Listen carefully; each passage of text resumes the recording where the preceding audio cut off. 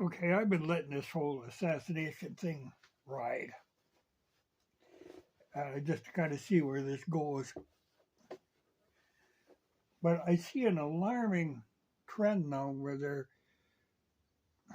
trying to pull Iran into this, saying Iran had something to do with it. Saying, well, back remember when Trump took out Soleimani, that drone strike, which was a damn stupid thing to do, a pointless thing to do. But at that time, his advisors were telling him to do that. Well, I'm hoping if he gets in this time around, he will get better advisors because there was no point in that. Uh, that upset a lot of people for no reason. It's just that they had an opportunity and they can't pass up an opportunity. But I swear Iran has nothing to do with this. I think you're looking at the wrong country there. Uh, the only one who gains from this sort of thing is Ukraine. And that's the first thing I thought when I heard this went down. I thought, whoop, yeah, got to be Ukraine. So I was a little confused when they come up with this, what seems to be an obvious patsy for the job, but I would swear that's the greatest likelihood because you've got so many people who have everything bet on this Ukraine thing, and then Trump starts talking about backing out of this Ukraine thing, and you've got BlackRock shaking Zelensky saying, "Where's our money?" Because they got a lot of money tied up in this. They had big plans, and this is all falling apart. And BlackRock has got their fingers in a lot of stuff, way more than people realize. Like now this shooter. Okay, they keep telling, well, he was in an ad for BlackRock. That BlackRock did. Well, okay, if you watch this ad, I don't think that's significant, but if you watch this ad, you'll notice what it is. The ad is for a teacher's pension fund that BlackRock is running. I think there's a hell of a lot of people who, though in theory despise BlackRock, if they look into it, they're going to find out they got a lot of money riding in BlackRock. A lot of pension funds are involved with BlackRock. Anyway, that's the direction I would be looking for. But, even, you know, you can get pretty wild on conspiracies on this thing, but the the sheer amount of incompetence was incredible. Okay, you can see that looks really bad. It looks like it's to the point where it almost has to be some kind of conspiracy to be able to pull this off. But the Secret Service is a mess. Okay, now you look at this woman who is director of the Secret Service, and people would bring up, oh yeah, she was security worldwide for Pepsi, but before that, she was in Secret Service. In fact, she was involved when President when Biden was vice president. She was part of the security detail for the family, so she knows all the crap that was going on even back then. She knows the Bidens very well, too well. So when he got to be president, it was actually Jill who got her into this. You know, that's how the appointment comes, but it's in a roundabout way. It's that there is somebody on Jill's staff who they describe as a Rasputin-like character. who tells her these things. She doesn't make these decisions without him. He convinced her to bring this woman in as director of the Secret Service. So that's what she recommended to Joe. No, Joe, he don't know. He goes along with whatever she says. But I think part of it was because she has all the dirt on the whole family. You have to if you're on that security detail. She knows more than she should. So she gets this job. Well, and of course, the first thing she does, she's going to change the Secret Service, get a bunch of women in there, lower the qualifications to make it more diverse. So what do you end up with? That damn Keystone Cops routine with them portly little females squabbling around there, fussing with their sunglasses and fumbling with their guns, and it was just a hell of a mess. The guys did their thing and jumped on him right away, but them women were just a disaster. That was embarrassing for them.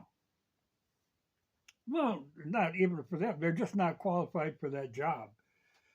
I mean, there's probably jobs they can do in the Secret Service, but being a bodyguard ain't one of them.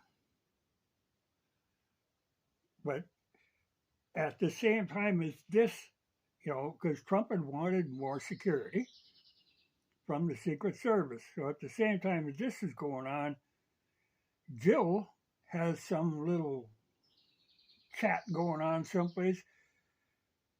And I would be very curious to see the lineup of her Secret Service that she had there. They were the top tier. Trump got the bottom tier. He got the Keystone Cops.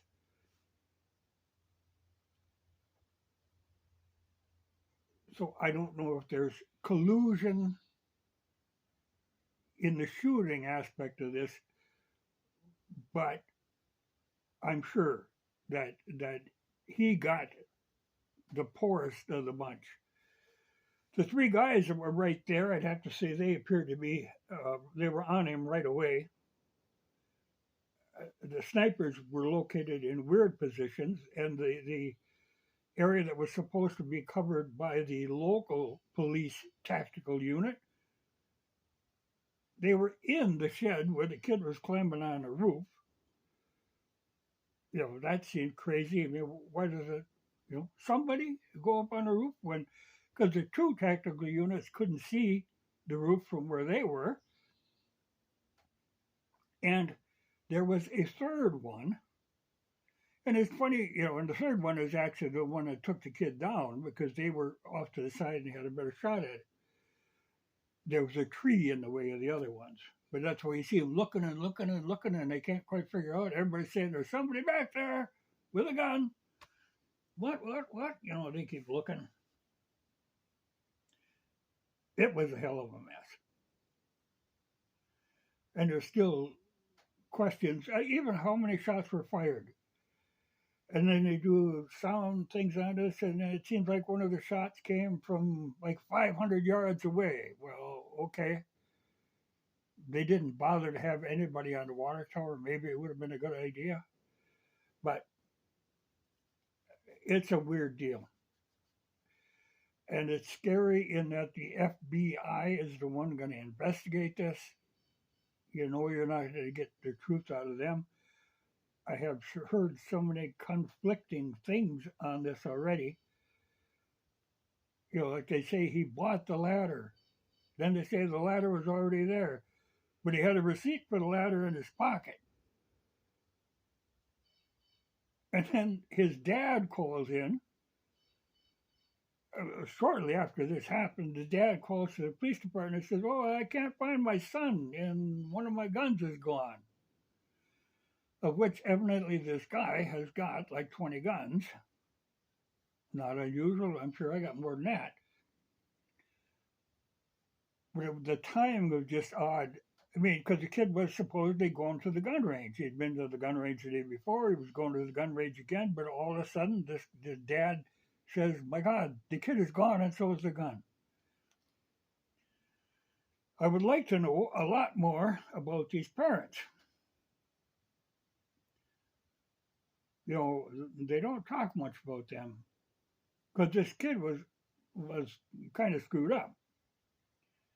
But yet these are like behavioral counselors or some, you know, I've heard different terminology used to describe what they do. But I look at this kid and then I look at what they're saying and I'm thinking, okay, you know, these projects like MK Ultra, when they shut them down, they don't really shut them down. They just change the name, change the location. This stuff goes on. And you know, this kid, when they shoot him, no, okay, I could see if they say he had no identification on him. No, how did he buy the ammunition if he didn't have the identification? But he has the receipt for the ladder. Was he going to return the ladder later in the day? You know, you go into something like that, you're not coming out of it, especially when you're shooting from right on top of where the tactical unit is headquartered. Odds of getting out of there are pretty damn slim to return the ladder. And then when they identified him, they said they identified him by DNA within like 30 minutes. Okay, that's a little hard to believe, and this usually takes like a week.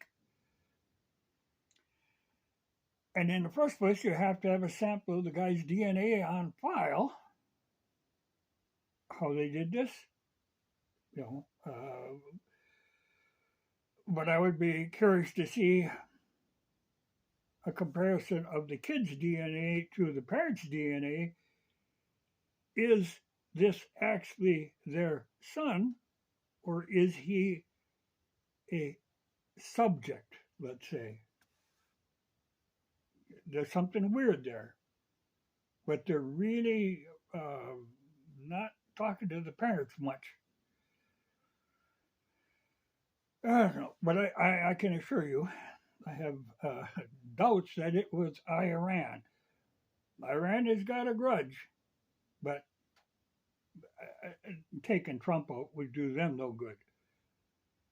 But Ukraine, they brag about their ability to take people out.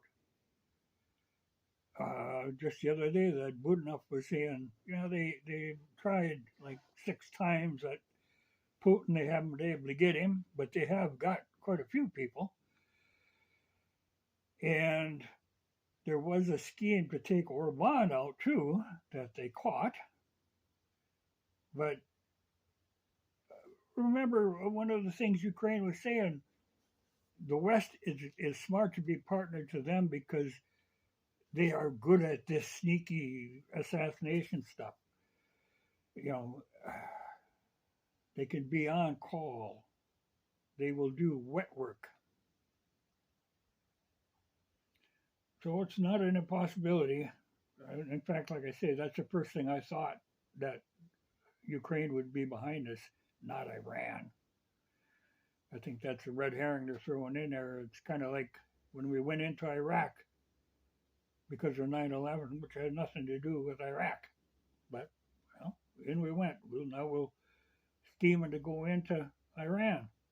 Had nothing to do with Iran. But it's what we do. But like I say, I don't trust the FBI to do this. I wouldn't count on the Secret Service. You know, like I say, they're going to cover themselves. They're all trying to cover themselves now. But it was just a massive failure. And it's funny because then you get people who foolishly say, oh, too bad he missed. I don't think they understand how bad that would have been if they would have actually taken Trump out. The reaction from people, I think you'd have had a civil war. People wouldn't stand for that. It's a crazy idea. The good thing is, a lot of these people who say this nonsense get shut up real quick, and a lot of people are scrubbing their social media accounts of this nonsense that they've said. And that's a funny thing, too, with this 20-year-old kid, and they claim there is no record of him on social media. Oh, he had no friends. He was a loner. It's always that stuff. But I tell you, I don't care how weird a kid is. There are other weird kids that are going to be friends with him. Like some of the kids they talked to said he had his own circle of friends, the geeky, nerdy kind of people. And then as far as this shooting, like they said, he tried to get on the rifle team, and he was what they refer to as just a humorously bad shot. That he would be like 20 yards off from the target, you know.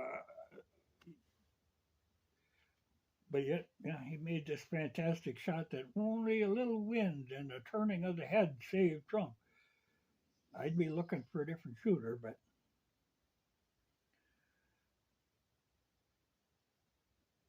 we'll see.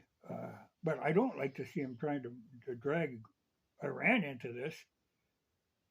But I would look closely at Ukraine. There's a lot of people, a lot of agencies that have a lot tied up in this Ukrainian thing. And if that falls apart, they're going to be in a world of hurt. And our CIA and our FBI are not to be trusted. And, like BlackRock has got a lot of influence. In fact, I had heard that BlackRock actually owned the building he was shooting from.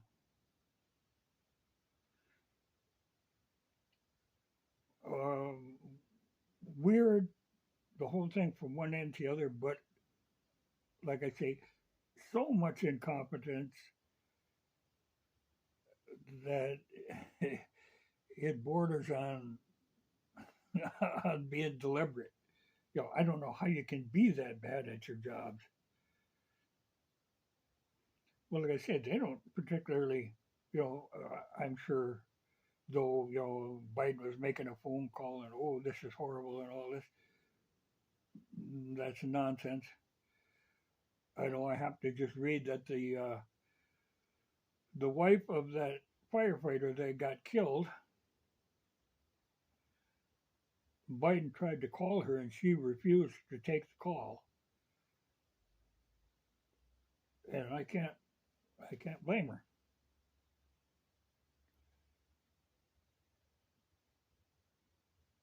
And I don't understand this whole thing where all these people are hollering, there's a guy on the roof with a gun. Finally, a cop goes over there, peeks his head over. Oh, he's got a gun. And he ducks down again. I mean, even if he was to shoot a gun in the air, it would have at least alerted those snipers that there was a guy there. But no, and there again, when you're working with different agencies and they don't communicate, and just a disaster from one end to the other. But he'd come out of it.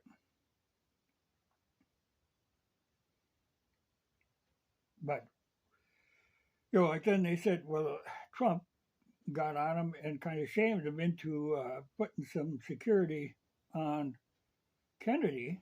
Kennedy's been paying for his own security. But I think if I was Kennedy, I'd say, well, thanks, but no thanks. Because they'll pile some freaks on him. I don't like. If there's one agency that should be beyond this woke stuff, it should be the Secret Service. But that woman, she's bound to determine that's what it needs. Well, we'll see. They're gonna have a hearing in Congress on her. But there's going to be a line. Everybody's just trying to cover their own ass on this deal now. But no, she should have been out of there. And a hell of a lot of people in the Secret Service should be out of there because that was a lot of incompetence. Just amazing, suspiciously amazing.